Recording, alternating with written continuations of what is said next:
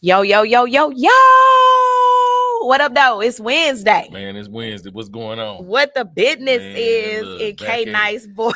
Back at it. What the business is. What the business is. What the business is. What's up, y'all? It is Wednesday. And let me tell y'all, I don't know why I'm just so excited about today. Maybe I just miss being here. You know what? It's been 7 days. Oh, man, you miss me. I miss being here. People. Do you miss me? Do you miss me? Yeah. What up, y'all? It is Wednesday, and we are super excited about today. Why are we super excited about today? First, let's just thank the Lord Jesus Christ for allowing us to just be in the midst on today. So shout out to everybody who is rocking with us today, been rocking with us. We've been going strong since February. Man, we've been going. We've been going strong since February. Loyal, bringing the tea to y'all, bringing the tea. So we are super excited about today. As always, if this is your first time tuning in to the Morning Tea Radio Show, we utilize this platform for businesses, entrepreneurs, those who are wanting to grow and enlarge your networking towards territory. So if you have an event coming up, if you want to get some people in the seats, if you want some commercial advertising, or if you want us to MC, we definitely are here for you. I always say this is a judgment-free zone. Yeah. We have a safe space for you to be your authentic self, pull back the layers, and just have some community engagement. Yeah, and know that sometimes when you get on here, you're not gonna have the answer to everything. For sure. You're not gonna get the answer to everything. It's just we just here. We just here to just do what we do. Do what we do. When we do it well, I must say. I must say. Right there. Let's go. Let's go. So shout out to everybody who is rocking with us. Shout out to Kim, who always makes sure that nobody misses the Morning Tea Radio Show. We appreciate you so much. So do us a favor, y'all. Share the live. Invite somebody so they can get in on this conversation that we're going to have today. Because it's going to definitely be a good one. It's going to be one for the books. When you shake your head and do your hand like that, like it's going to be a good one. It's going to be a good one. Okay. In Jesus' name, it's going to be a good one. So shout out to y'all. We appreciate y'all so much. So guess what? Let's talk about the weekend, Nice. Let's talk about the weekend. So I had the opportunity. I'm going to just say I went to about 8 cities in 8 cities within 2 states.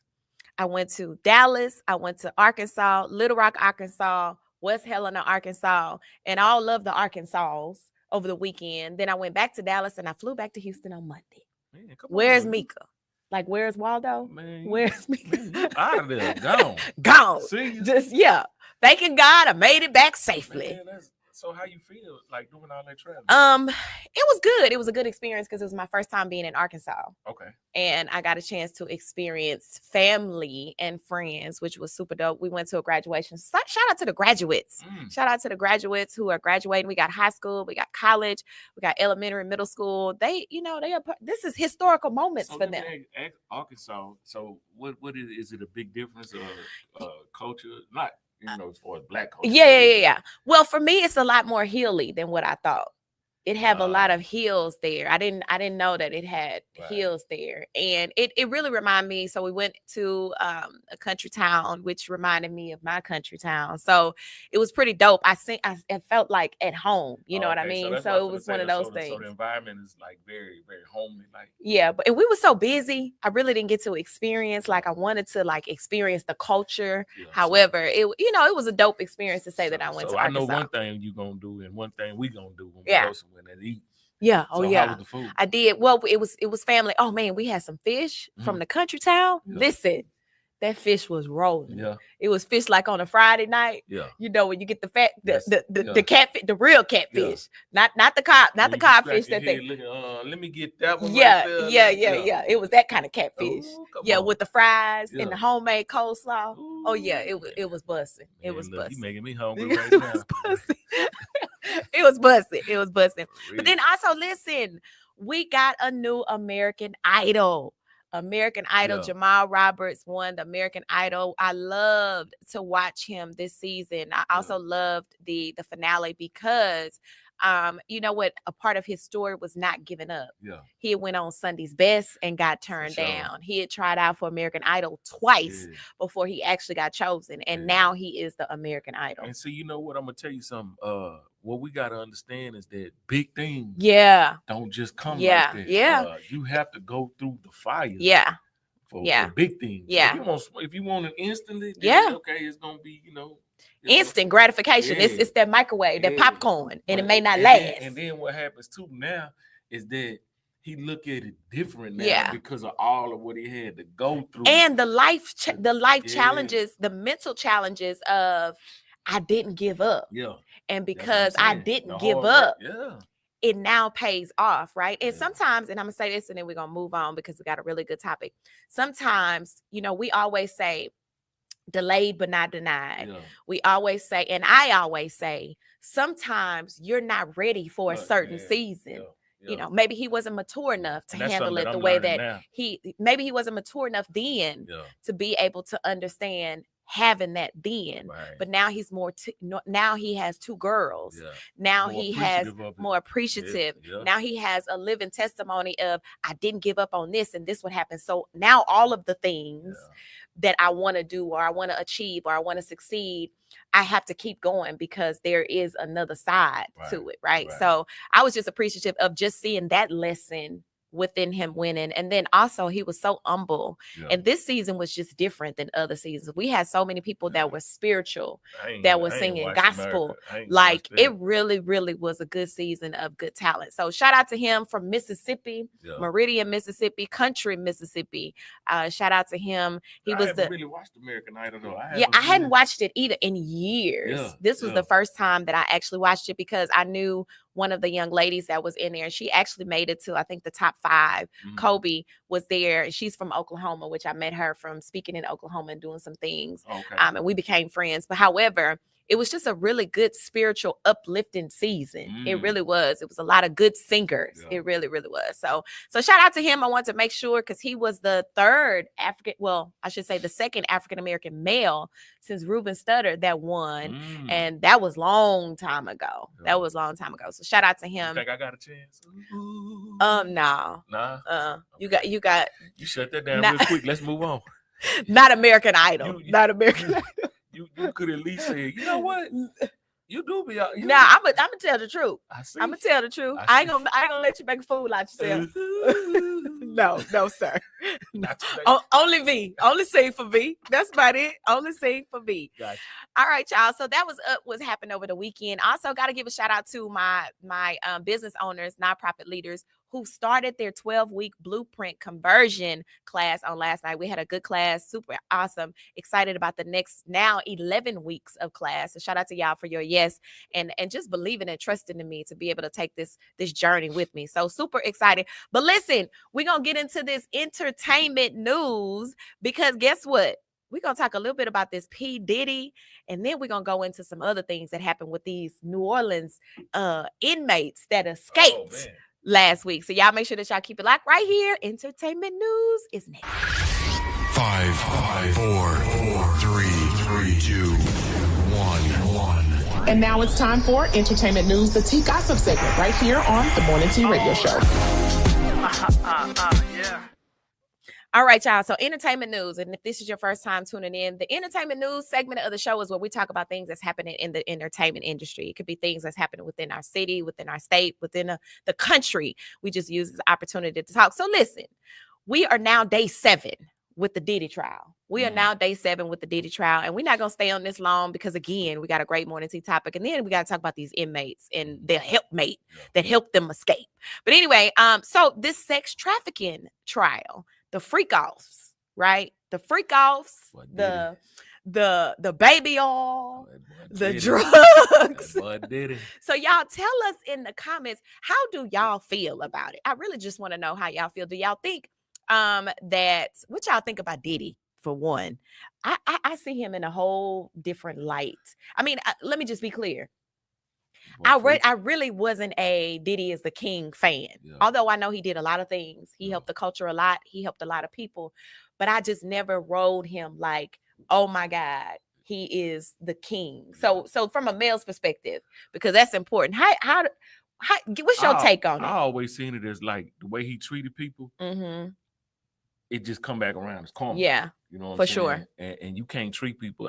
I've seen him disrespect like people. You know what I'm saying? And the artists that he had, some of the artists that he had that helped him from the beginning. I know it's all paperwork. Yeah. You know what I'm saying? I know it's a business, but at the same time, morally, you got to stand on something. Yeah. You know what I'm saying? Yeah. And if these people helped you get started, right? That should be some kind of, like, okay, I got you. Especially if I got billions of dollars, I got all these deals. I don't have to give you $1 million. I can give you 10,000 or whatever. You know what I'm saying? Whatever that looks like. Yeah, whatever that is to help you out. You know what I'm saying? If I'm sitting on all this money and again, I'm not pocket checking. I'm not digging in that man's pockets. But if these guys helped you, they should have been number one on your list because you wouldn't be where you at without these guys that help you start. Yeah. You know what I'm saying? Yeah. And then too, just treating the women. If you was beating on Cassidy and they caught it on camera and we just happened to see that, I can imagine what you were doing. Right. And the stuff we didn't see. Right. You know what I'm saying? And here's the thing that I feel as well. I feel you definitely can tell that he controlled her. Yeah. It was an atmosphere of control. Yeah. And she was young. Yeah. Even I've never experienced domestic violence, right? Right? So I can't tell you what that person would think or how they feel. But I do know that it's real that some people stay in relationships because of different things, whatever that factor is for you and your situation or was for you and your situation. And you definitely can understand somebody at the age of 19 with somebody who of that caliber, right? Who is on top at the time. About showing you the world. I mean, you experience things that you ain't never experienced before. And then we don't know we don't know what her life looked like before she got with him. We know that she was an entertainer. However, we don't know if she was lacking something and that's why she was so attached to him other than the monetary things and the things that he was doing for her. He promised her things. And in some cases, she saw both sides of him, which she thought the loving, nurturing side was the side that was going to actually supersede the other part. So she held on. So my thing was, you can definitely tell throughout the trial, because I've been keeping up with it and listening to the audio of the transcripts and things of that nature, you can definitely tell that it was a repeated cycle that everybody saw. And then too, like if you sitting behind them bars, them people got evidence of something. Yeah. You know what I'm saying? They ain't gonna just sit you back behind them bars and you ain't got no evidence. They ain't got, so undoubtedly you done something. Yeah. You done something. I wasn't there. I don't know. I can't only God can judge it for us. But the stuff we did see as a man, I just don't condone beating on and it's definitely a kept secret. Like all of the entertainers that was in it, that was around the parties and going to the parties, like they literally are closed mouth, which you can understand if she was put in a box of being scared and worried, and they know the power that he has. Yeah. And so in their instance, it's almost like, I'm gonna stay out of that. Yeah. I don't want to ruin my career or what people feel about me because of what took place. So I'd rather just close my mouth. But we'll see as the case continues, because some attorneys and some people that are in the courtroom are saying that they may have some witnesses. They may call some people up in regards to what they saw. So we'll just have to keep seeing and keep watching and see who, because if the government call you, that boy freak level was high. Yeah, it was all the way up until he was arrested. All the way up until he's arrested. When they went and caught him at the hotel in New York, when they went in the room, the same things that all of these people are saying was in the room. The oils.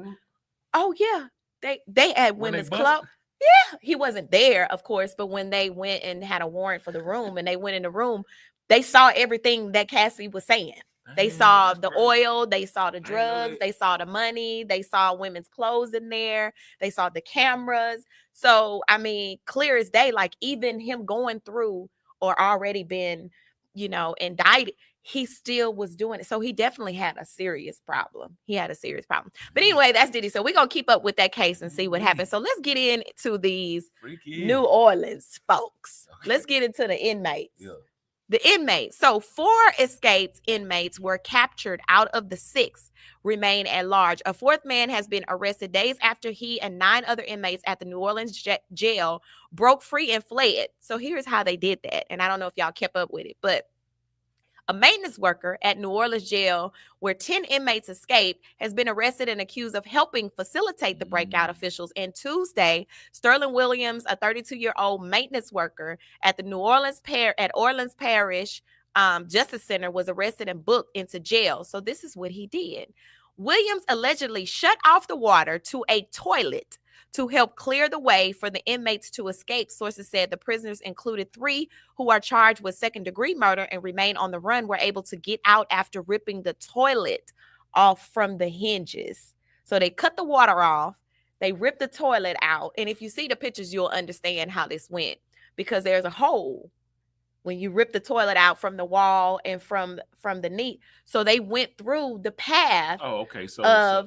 Where the pipes and all that. Yes, that's what they did. So during a interview with Williams, he explained to agents that he turned the water off from the outside pipe walk area on the exterior of cell 6 under direction of a light-skinned black male with tattoos on his face, whom he named as Massey, who threatened to shank him if he did not turn the water off, according to the affidavit.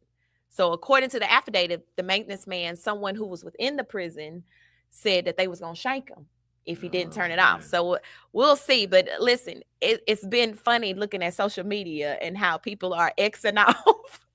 You know what? Y'all are something else. How they Xing off the inmates that they've captured. And one aunt of the inmates, that was a second-degree murder person that was in there, put a statement out and begged her nephew to turn himself in so he wouldn't be killed by the cops. So I don't know if the nephew actually turned himself in, but one of my cousins posted and said, "Oh, auntie, nephew not going back." Man. Nephew not going back, auntie. Yeah, that boy ran towards that boy. Hold on. But did you see some of them was in the French Quarter? Some of them was walking down Bourbon. I said, these clothes and all. They got walking on, down, like fresh clothes? Yeah, they got on fresh clothes, jeans, tennis shoes, and a hoodie. Yeah. just walking. But you know what? So let me ask you this. If an inmate would have told you, and you was a maintenance person, he say, "Man, I'm gonna shank you if you don't turn this water off because we trying to take care of the business." So yeah. Would you would have turned the water off, or you would? No, I would have told, and then I would have quit.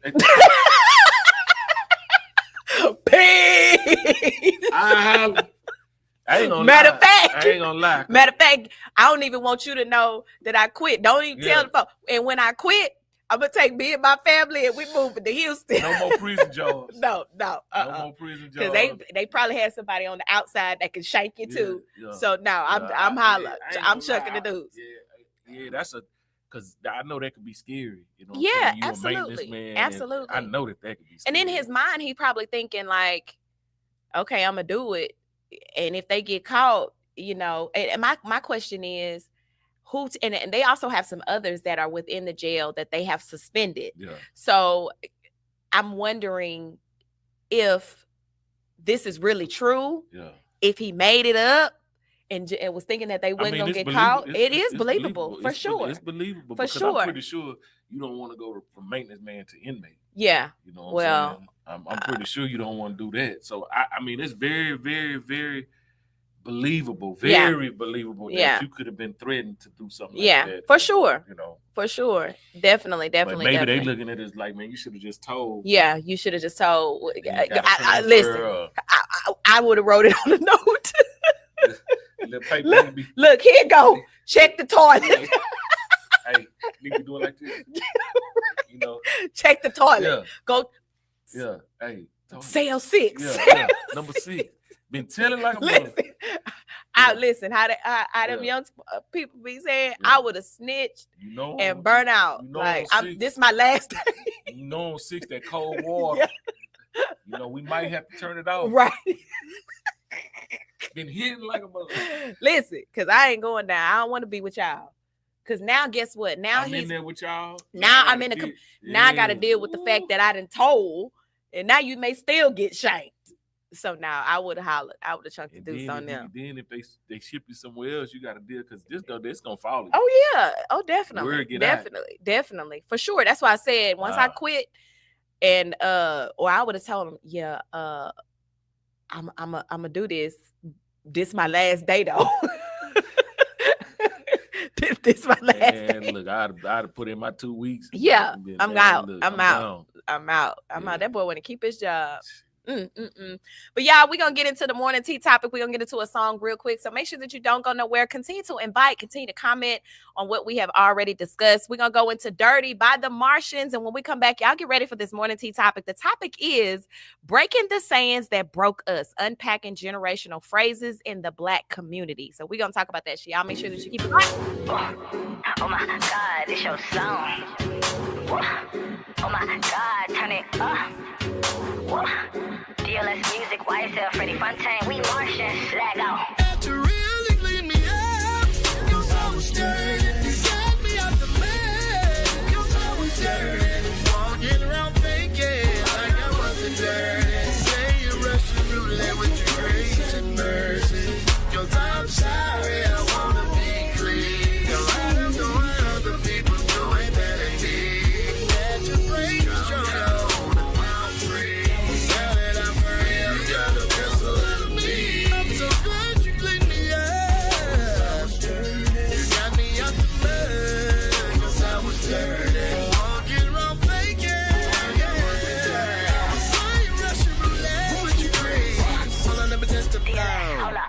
Saturday, I was doing what I wanted. Come Sunday morning, you can find me on that organ. But I wasn't clean on the inside. Like everybody else, church was the place to hide. Communion came, so I took it. Didn't want to expose myself. In my heart, I knew I wasn't right. So I was caged. Got tired of fronting, living life like I was. So grateful that you cleaned me up.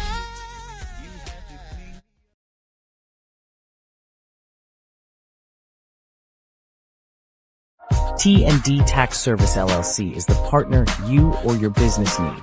Imagine having a full-service business handling your tax preparation, business bookkeeping, payroll, business setup, money management, and credit restoration. With T&D, you get highly trained professionals, individual assistance, and year-round support. Keep running your business. Let us handle the numbers. Ready to unlock success? Contact T&D Tax Service today at 832-856-6568 or visit T&D Tax Service on any social media platform. At T&D Tax Service, our motto is, when you start off right, you end up right.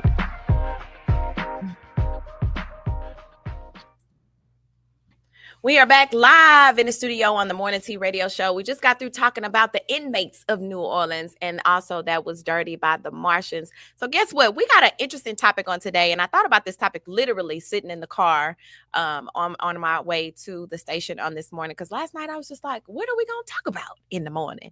And it's definitely a subject that we don't really talk about that much, about some of the sayings that's within the Black community that we have grown up with, and not knowing some of the things that we have heard could really have caused some of the mental issues that has happened within our culture. Some of the Black households, of the sayings that our grandmothers, great grandmothers, it's generational, right? Mm-hmm.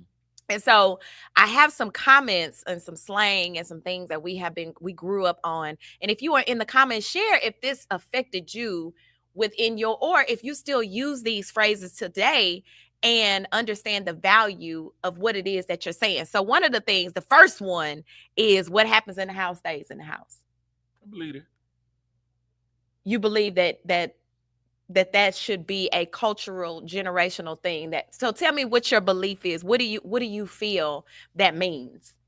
And I'm gonna tell you the mental impact of it. What is it? If we going through it, everybody don't need to know. Okay, so let's rephrase. I mean, let's look at it from a different perspective, because I understand that to a certain degree. Everybody don't need to know. But what if it's some things that's happening, like we talked about, people using that in a negative way? when it comes to abuse, when it comes to different things that happen in the house that we don't get a chance to talk about, to talk through, to work through because of that saying? Oh, if it's physical abuse? Any kind of abuse. So this is what it said. Physical abuse, if it's some type of abuse and you feel like you need to go talk to somebody, go talk to somebody. But it's just certain things that we just keep in our household.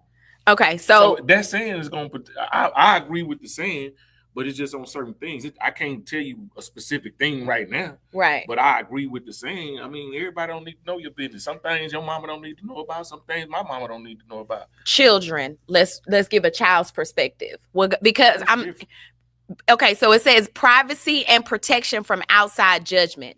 That's the reason why we used to say, or still say, what goes on in the house happens in the house, because of the outside judgment of whatever it is that you're talking about that happened within the house. So from a mental standpoint, from a mental impact, it says that suppressed trauma, normalized silence around abuse, discouraged emotional vulnerability, or asking for help in specific situations. So that's what that's saying culturally could be some of the things that happens as we even get to adults, because it's hard for us as a culture to even go and accept we need counseling, right? Because whatever happens in the house stays in the house. You don't need to discuss that with any outside person. When you said that, I didn't think of kids. But even as an adult, no, I'm saying when you said that, I didn't think of kids. I automatically thought about adults. You know what I'm saying? So when it comes to kids, I mean, you definitely gonna handle that differently. Kids, I mean, yeah, if there's something going on with you and there's something you being abused or something, yeah, you should go out and tell somebody.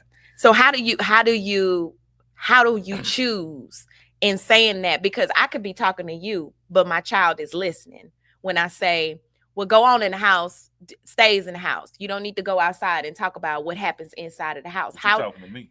But if a child is there, it's almost like, can we choose other words that has a different meaning than what goes on in the house stays in the house?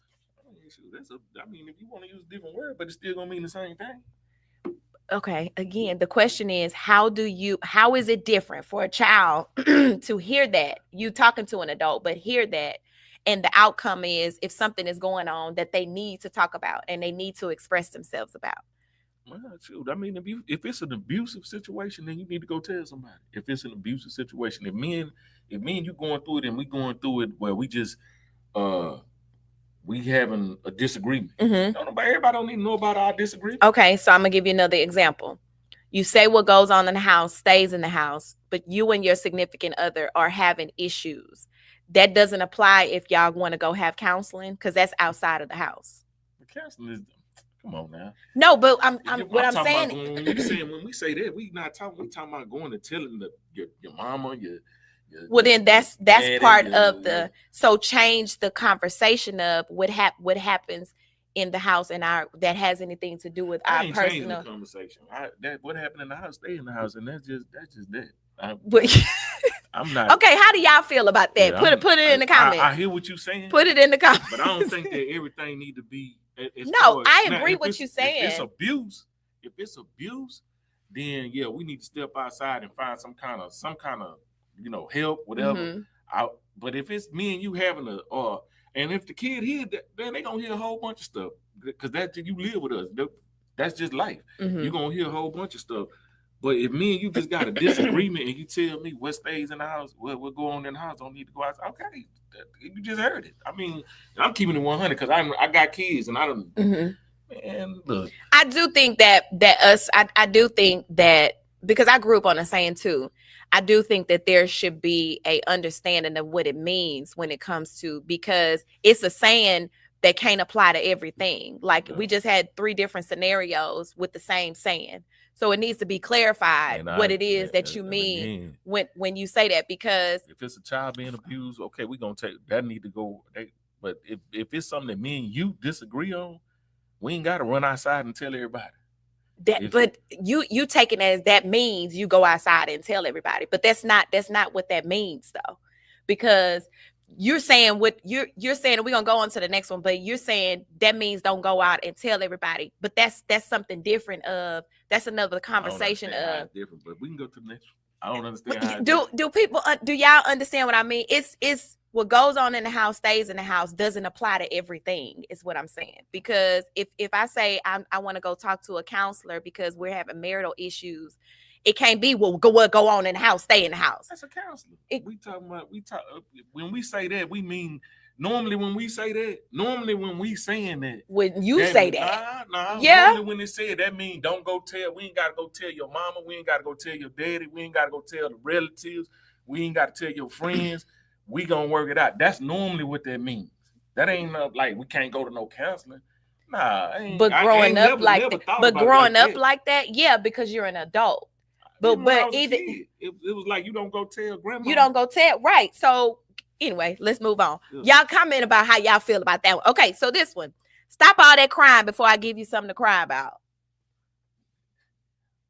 I'm just asking. This is cultural things. It depends on, because kids can be whining. Yep. Kids can be whining. So toughen up and control your emotions is what it says. That's what it's saying. Toughen up and control your emotions. So, and what that leads to is some men don't feel like they can't get emotional if they cry. You can't. What? Mm-mm. Excuse me? If I can get it, it's certain situations, I'm just being 100. When you ask, I'm asking you. It's certain situations where, as a man, you either gotta get to yourself, it's just certain situations where you just gotta just work it out with yourself. Everything don't need to be like, oh, I just gotta go. Certain things I gotta go to God. I gotta sit with God with. Do you cry to God? Oh yeah. Okay, so so this saying is stop all that crying before I give you some. I cry to you. Toughen up, control your emotions is what from what. But what I'm learning with that saying is that I'm like, again, I can't just, in certain situations, I need to just sit with myself. Mm-hmm. I need to sit with myself. It ain't about just being so tough or whatever. It's about just working things out with myself. Mm-hmm. And not, I don't have to go cry to nobody. I don't have to feel like I have to go cry. I can just sit with myself and work it out.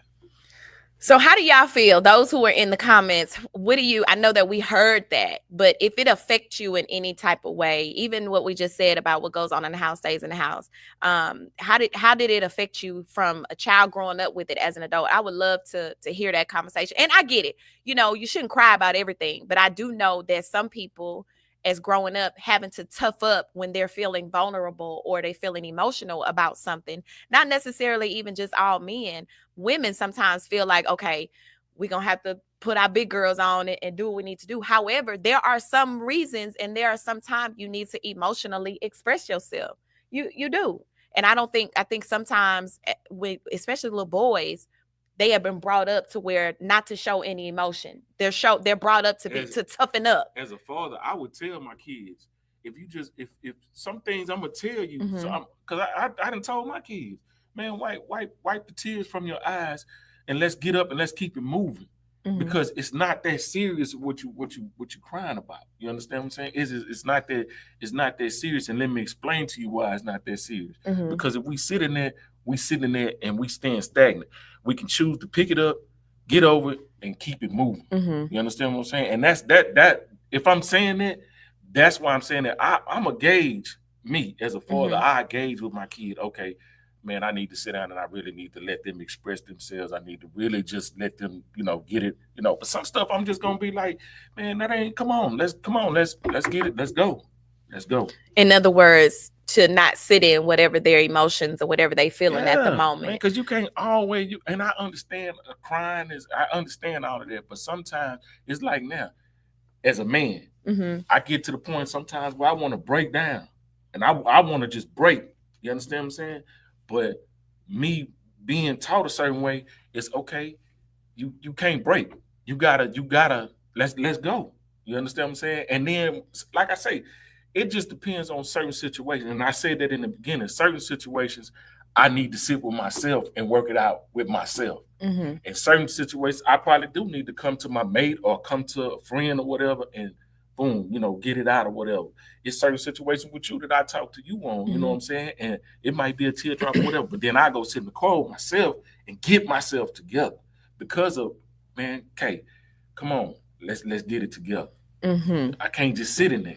Yeah. You understand what I'm saying? Yeah, I think culturally, I think we have, as a culture, we've grew up to the point to where we feel like we can't sit and go through things, and we sweep it up underneath the rug, and we fulfill it with other things to not. And when I say that, I'm saying we want to rush and get through it so that we can move on mentally and not have to think about it, or not have to or we don't want to be emotional about it, or we don't want to sit in it. And I think a lot of times those are the things that we need to navigate through in order to understand. So if you get emotional about it, or if you need to release, because sometimes, I'm not gonna lie, sometimes a hard cry, you release a whole lot that you didn't even think that internally you were having to deal with. So sometimes you do have to I understand, you have to get yourself together and not sit in it.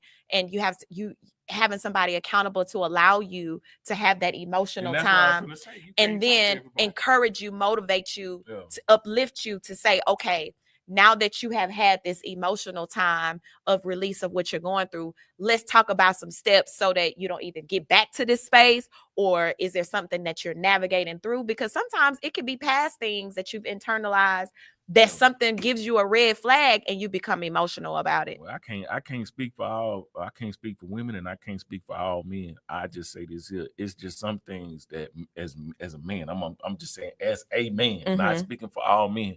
It's just some things as a man, you just gotta just sit with yourself. You gotta sit with God, and you gotta get through it. I gotta toughen up. Yeah, you know what I'm saying. Well, that's what it said. Toughen up. And I understand the women on here gonna come in certain things, and I get it. I respect it. But as a man, and as a 53, 52-year-old man, it's things that when I was coming up, I'm glad that I was told to toughen up.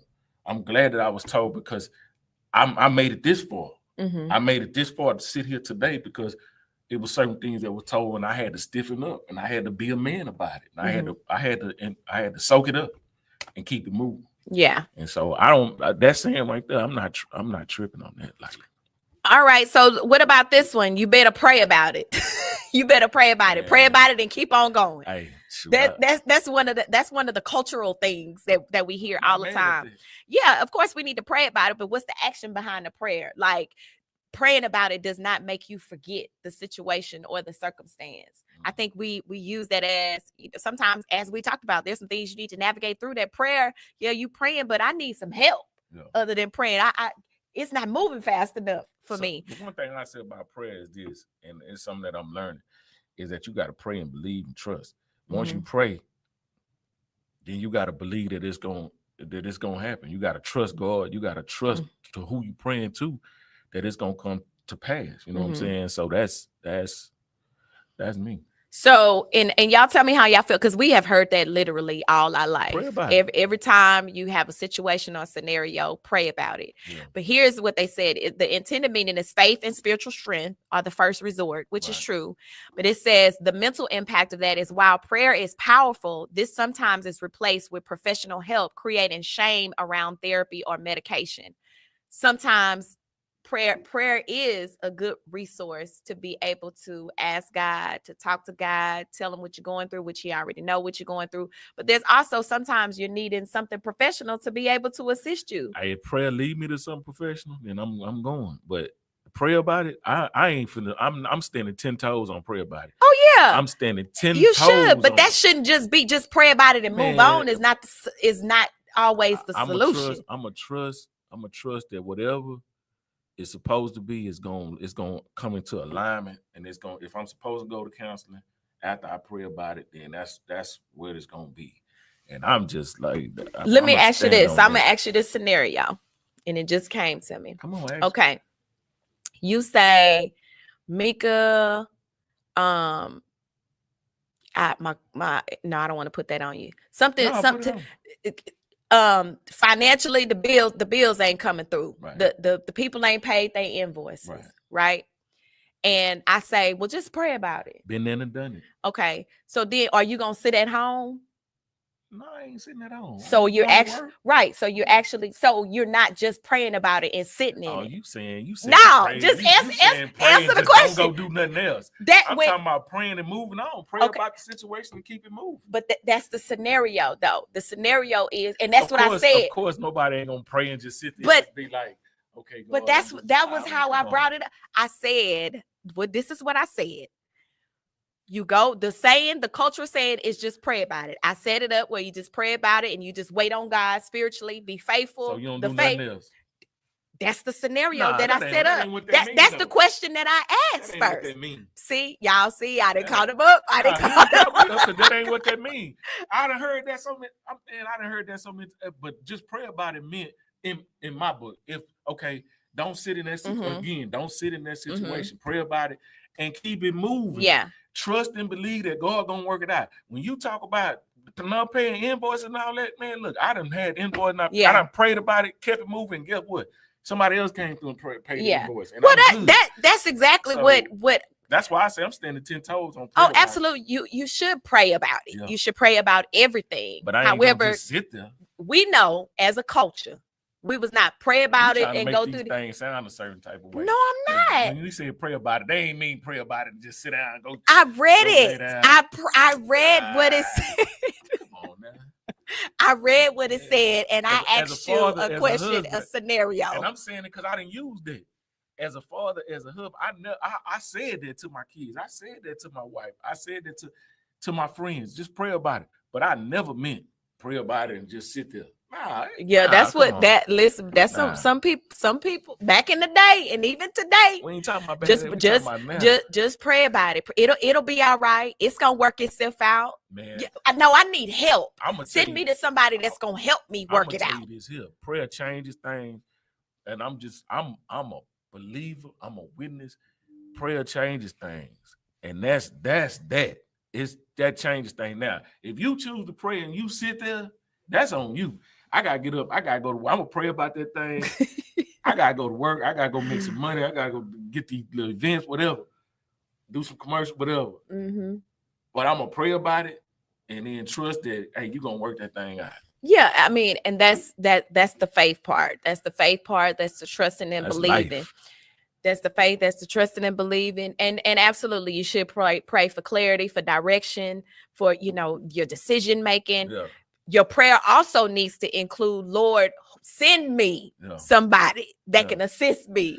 Yeah, send me this to assist me, and then you're working as well. But we know elderly, culturally, people will say, pray about it. God gonna work it out. True. He gonna take care of it, which we know he will. Yeah. However, I need some help, Lord. Send me somebody that's trained in this specific area that's going to teach me and help me in this scenario, because I can't just sit here and pray. Like pray through it.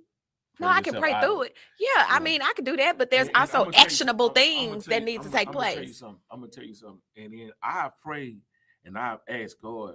I've asked God, like, why has nothing changed? And in this prayer, the answer was, there's no answer. You just have to go through the process. You just have to just go through it, because at the end of it, it's going to be something learned. It's going to be, it's a teachable moment. You understand what I'm saying? And so a lot of times people, if they do sit there, they sitting there waiting on the answer. You understand what I'm saying? Just sitting waiting on the answer. But you got to, life goes on. The prayer, you got to trust and believe that I prayed about it. Now I got to keep it moving. And that's that. You'll be dumb to sit there and just pray and just sit there. Man, come on, let's pray and get out there and do what we do. Yeah. Absolutely. So what are some of the sayings, y'all, in the comments? What are some of the sayings that you heard as you were growing up, as you was navigating life as a child? Some of them you may have used within your own household, and you may still use them today, that you feel like had a negative impact or had an impact on the things that you verbalize. Because, these are generational things that we say. We pick up from what we've learned, not knowing that now in this day and age, some of the things that we were taught, some of the things that we were heard as a child, that we use, sometimes we didn't realize as the mental effects that now, because kids are doing thinking, they're higher in their mental to be able to say, okay, I'm going through this at school through bullying or whatever, but I've been taught not to have no emotion. I got to toughen up. And I can't be tough. So now that I can't be tough, that I'm getting beat up, I'm going through emotional, mental things, and I'm crying. I can't cry. I can't tell nobody about it because of the certain situations. Like that, that's if you that's go, life. You that's what's happening, though. You go tell somebody. Sure. You ain't gonna say nothing. Nah, go tell somebody. Like, go tell somebody. They got counselors. They got teachers. Go tell somebody. If you're going through all of that, I'm just like a stickler. I'm a stickler of like we just gotta toughen up on that part right there. Don't sit and cry about everything. I understand you're gonna weep. I understand you're gonna shed some tears, whatever. That's good. But now let's figure out a solution. Let's get past that. We're not gonna just sit in it. I'm not gonna let you just sit in it. As a father, I'm not gonna, as a husband, I'm not gonna let you just sit in it. Go on, get it out, and then we're gonna move on. We're gonna move on. Then that's me. And I might get a lot of, but that's no. Me. Listen, this is a safe space to be who you are, and to feel how you feel. I just was wondering, as I was looking, I was like, you know what? I never thought about it like that. And then too, I'm gonna say this here: when we came up, it was different. Me and Roy had this conversation, and Roy brought it to my attention. I think that was just like, I was in awe when he said it. When we was coming up, when I went to my grandmama's house, I seen 10 Commandments. I seen the footsteps. I seen the Lord's Supper thing. You know what I'm saying? I went to my partner's house. I went to my friend's house. I seen Lord's Supper, praying hands, the footsteps. I said, my house had it. You understand what I'm saying? So that played a part in me spiritually, because I used to read these things and the 10 Commandments, and I used to read these things, and it's like everywhere you went, you seen these things, right? And so now I thought about it. I'm like, even in my house now, it's like you don't see the footprints, you don't see the Lord's Supper thing, you don't. I'm not saying we're supposed to have it, but spiritually, now we do have stuff up on our walls that's spiritual, but most of the time when you go to people's house, it's nothing like spiritual up there. You know what I'm saying? So that was embedded in me as a kid to pray. That was embedded in me as a kid to respect the 10 Commandments. Don't cheat, don't steal, respect him, because that was you seen it everywhere. And then you went to church on Sunday. You know, you understand what I'm saying? So now I just think like we don't embed that in it's the social media that's putting everything into the youth head. You know what I'm saying? Social media, because everybody get up and they on their phone, we on our phone. And I just think that we need to get sit down with our kids, eat with them. We need to let them express over a meal or something. Let them express, let them get it out. We ain't telling them no, you need to do this, you need to do that. No, just let them express and take it in. You might not even much have an answer, or you might not give an answer then, but you come back to the table. You know what I'm saying? It's just creating a safe space to have open dialogue. And that's one of the things that I can definitely say between my mother and my father. Even after their divorce, I've always had a safe space to talk to my mama about whatever. There's some conversations that I've had with my mom that some of my friends was like, you told your mama that? And I'm like, yeah, I told her, because she created that safe space for me to have that conversation. And my mother has always been a right is right, wrong is wrong. Black, white, no gray in between, regardless if it was myself, if it was her kids, whoever. And I would go to her and I would ask her specific questions about, mama, was I wrong in what I did? You was wrong. I can hear Mama Morris. You need to go back and fix that. Or did I handle that wrong? But I will say this too. I did not. It was certain things that I withheld because there were certain things that I didn't want my mother to hold on to. Right. That was going on with myself. There were certain things that I didn't want her to have to worry about. So certain things I didn't open up and share. But we never was told what go on in the house happens in the house. And not saying that statement would have made a difference, because I don't know. However, I did, when there are certain situations, I do understand that you don't tell certain people certain things, but you have an outlet of, if there's somebody professional that you need to talk to, I feel safe enough to be able to express myself without a biased response because of it being somebody that's related or close to you, executive. And everything that you mentioned, I've used and I've heard. I heard it when I was coming up and I used it. Again, when you said it, it automatically went to like what goes on the house, stay in the house. It automatically went to adults. It didn't go to, it didn't register with the kids because we as kids we heard it, and we just knew not to go tell grandmama what's going on. Mom and dad are arguing. Right, exactly. We knew not to go tell grandmama. We knew not to go tell ain't whoever. Ain't uncle. We didn't go tell nobody because that was considered, even though we heard it, that was considered an adult conversation. Yeah, it was adult conversation. So we didn't stay in a child's place. Exactly. So we knew it was, right. But we ain't go tell nobody. Yeah. And they worked it however they worked it out. That's how they worked it out. Yeah. And I'm a stickler to that. Yeah. And I'm a stickler to making sure that you have a safe space, have an open relationship with whomever to where if you're in an uncompromising position, if something is going on, because right now I think we need to get away from the tough, because kids, let me tell you why I say that, because the kids now go through a lot more adult stuff at a young age than when we did. We were kids when we were kids. Now you got adults that's raising their sisters and brothers. You got kids raising their sisters and brothers. You got them in positions to where they confuse because auntie and uncle, who was supposed to be auntie and uncle, is not their real auntie and uncle, and they sexually abusing it. But those are different scenarios.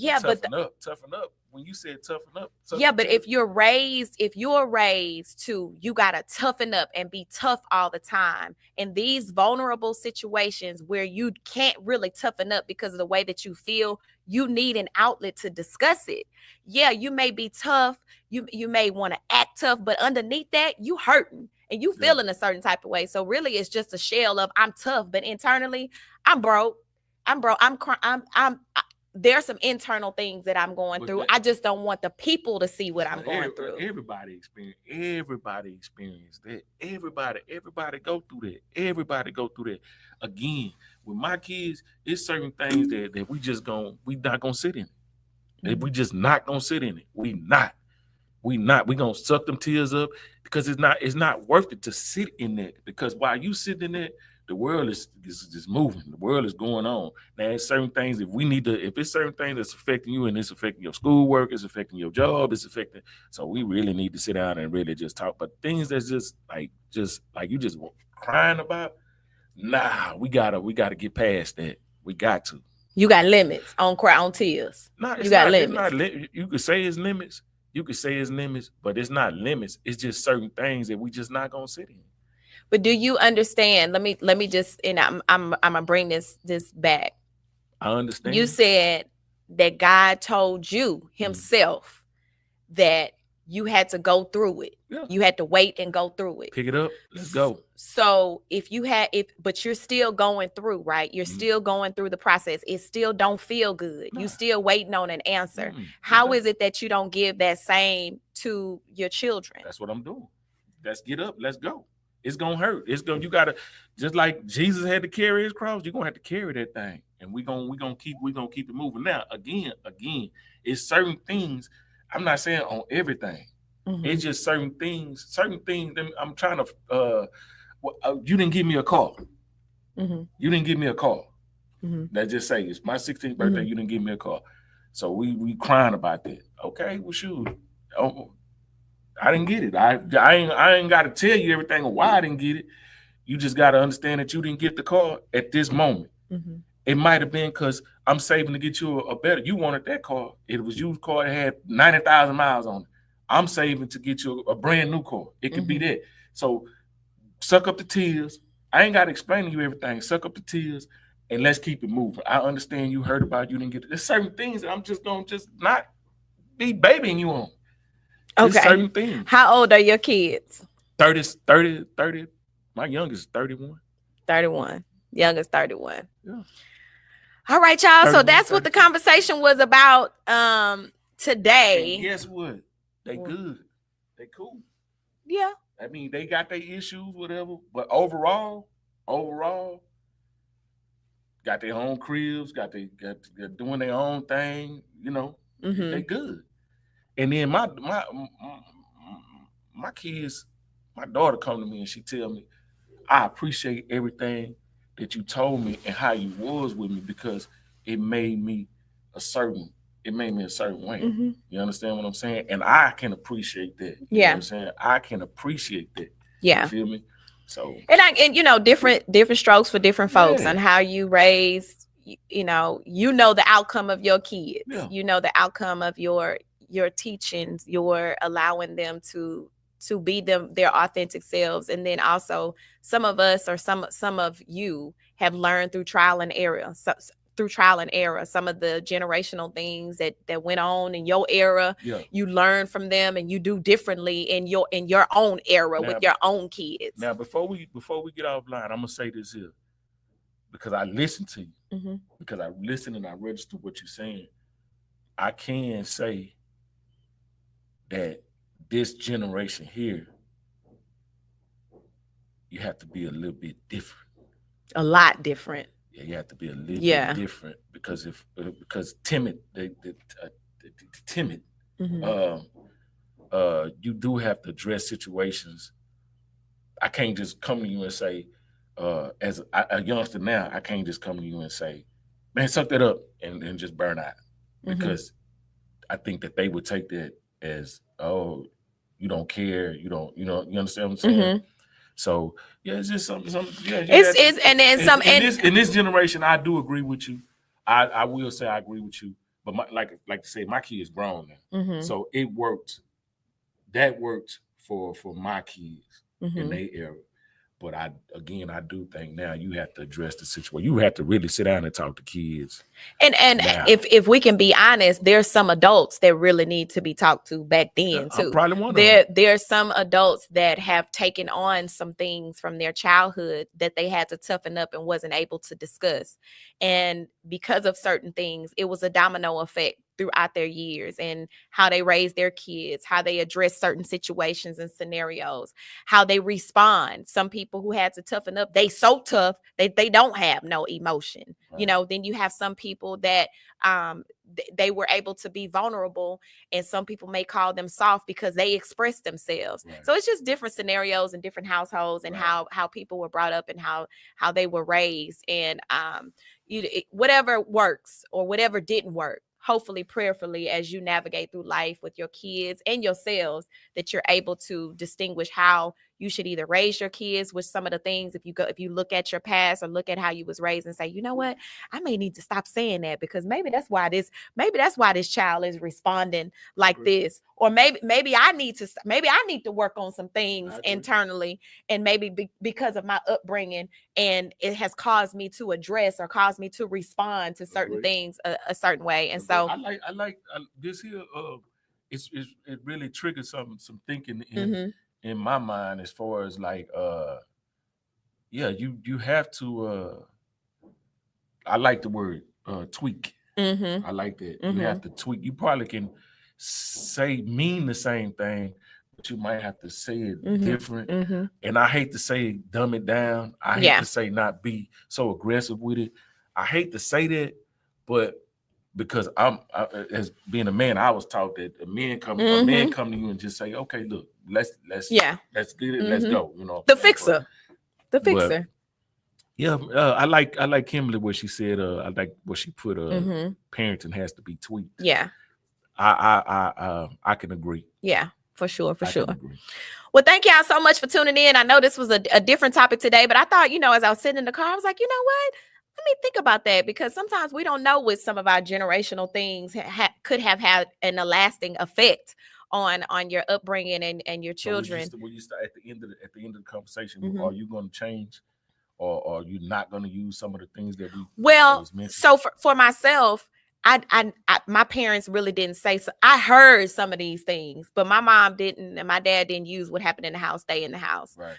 Stop all that crying before I give you some. Well, I did get that. Like if I was in trouble, but I was in trouble, and I just didn't want to. I didn't want to catch a whooping, so it was stop all that crying. Stop all that crying so you go suck it up real quick. But I understood, because I did something I had no business, and I didn't want to catch a whooping. So if I didn't want to catch a whooping, I had to suck it up. So that's what that meant for me. But ain't nothing wrong with you like canceling out my feelings and things of that nature. And you better pray about it. I didn't. It wasn't. Yeah, because I already knew. I grew up in church, so I knew I needed to pray about it. However, that one, 10 toes till I hit the grave. Yeah. All right, y'all. So we got some upcoming events. So it's Memorial Day weekend this weekend. So you guys be safe out there. Be safe. You know, last weekend they had Jeep weekend in Galveston, and baby, they had 200 and some people that they picked up in a paddy wagon and took them to the jailhouse. So y'all be safe this weekend in these H-Town streets, or if you're going to Galveston or traveling, definitely to be safe. Did you used to go to Galveston back in the day? Oh, I was Capitol Beach all day. Come on now. Capitol Beach all day. Me and my crew was Capitol Beaching it. Did it? Nah. When none of that. I'm hanging with my girls. Man, that was some things I seen. Yeah, that's y'all. We do it. Can't nobody say nothing about me with Capitol Beach. I hold that down. No, that wasn't me. I just want to be nosy. I want to be nosy. And look and record everybody else and what they had going on. Yeah, I was a snitch. But no, that wasn't me. Anybody can tell you. Them days was fun though. Yeah, they were fun. All right, so June 21st, Angels Surviving Cancer has a prayer breakfast that's taking place at the Hilton North. Tickets are still on sale if you want to help some scholars, some seniors that are in school. Their mother has succumbed breast cancer within the last year. We are giving scholarships away. So if you want to attend, get your ticket. I will be there. It's going to be an amazing event. Last year, we had about 400 guests. And so we're excited. We have vendors. We also have vendor spaces. If you want to sponsor, we have sponsorships available as well. That is June 21st. So get your tickets. Go to angelsurvivingcancer.org. You can click on the events tab and be a blessing. Even if you can't attend, if you want to sow a seed, if you want to donate, it's definitely going to be a great place, a great thing to do on that Saturday. But we also need monies for the scholarships. Men are welcome there too. Yeah, absolutely. Men are welcome as well, and they are getting male vendors, everything. Yeah, male vendors. There are $1,000 scholarships for each student, and we try to give out 5 scholarships. So if you want to come, if you want to attend, definitely go onto the website and grab your tickets because tickets go off sale soon. How do vendors get? If you want to become a vendor, go in the comments. I'll send you the information, the email. Put your email in the comments. I'll definitely supply you with the email information and all of the details on what you get, the cost, etc., and all of those details for the event. Okay, gotcha. All right, what about you? What you got up nice? You know what? I let me shout out Cam. Here. I got to shout him out. I was able to go film. I forgot her real name, but Kimberly, the dark chick, Kimberly from A Different World. Chanel Brown. Yeah, I got a chance to go and film her play. Yeah, not film her play, but I filmed interview with him, and I think it was a guy, Andre Petrie. Yeah. So I got a chance to interview them, and that was a great vibe. Yeah. And what made me think about that was you was talking about catfish. And the place that we went, man, I ordered a piece of catfish that was so big, like man, that catfish was so, and it was good. So. Shout out to Cam Hill for allowing me to go out and film that situation. Absolutely. For him. So I definitely absolutely. And Charnel, she reached out, so I need to connect with her because she wanted to come on the morning tea. So I'll connect with her too. But all right, y'all. So today is Wednesday. Have an amazing week. Have an awesome, safe weekend. We'll be back next week, same place, same time, same location, right here on the Morning Tea Radio Show. Have an amazing rest of your Wednesday, and we will see y'all next week.